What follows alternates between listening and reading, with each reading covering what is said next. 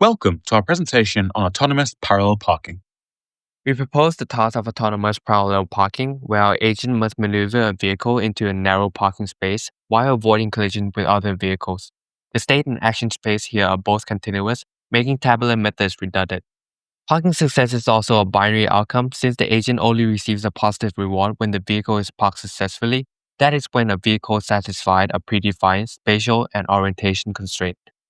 Hence, to address a continuous control problem with sparse reward, deep reinforcement learning is required to learn effective continuous control policies. Our agent observes a fully continuous high-dimensional state which consists of the vehicle's 2D position, orientation, velocity, and distances to the goal and obstacles. Actions are also continuous as the vehicle can steer at an angle and accelerate.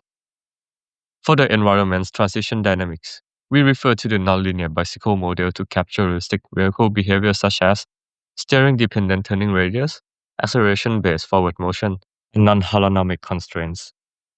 We chose DDPG as our algorithm, which is well suited to continuous control problems.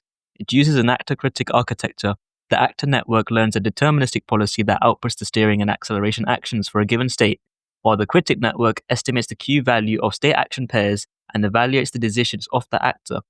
DDPG uses target networks, which are delayed copies of the actor and the critic that are updated via soft updates to stabilize learning, and an experience replay buffer to reduce correlation between samples, preventing overfitting to recent experiences and ultimately enabling off-policy learning.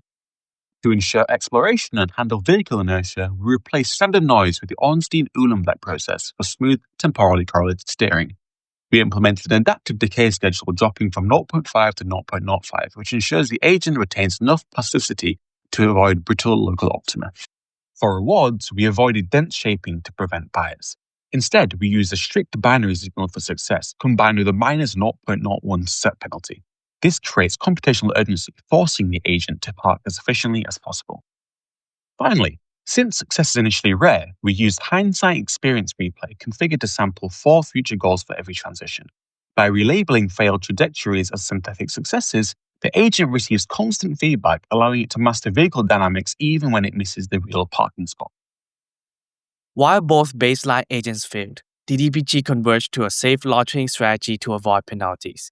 In contrast, our DDPG plus her agent achieved a 79% success rate with low average steps.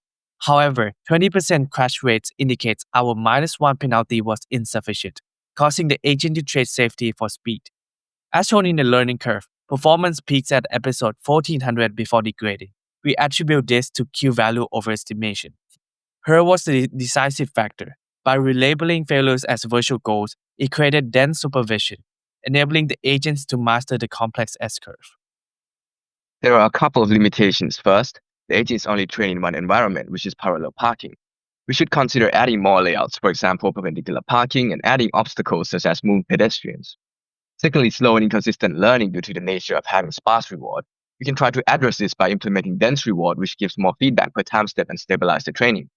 Alternatively, we can also try soft actor critic method, which rewards exploration, or Azure, which utilizes multiple agents to stabilize the training in exchange for computational cost. Overall, Perl significantly improves performance to DDPG alone.